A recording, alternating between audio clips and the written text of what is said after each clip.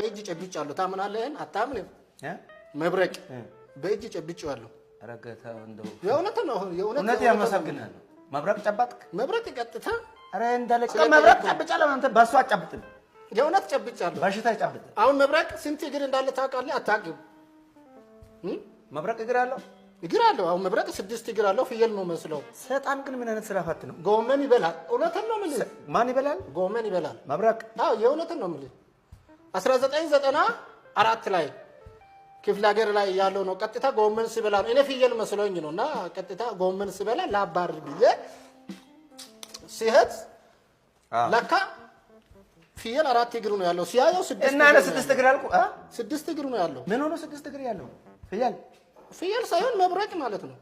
እንደ ሰይጣን ግን ባለ ከዛ ኖርማል እጄ እንደዚህ ጨብ እንደዚህ እንደዛ በእጅ እንደዚህ ሲጨብ ነው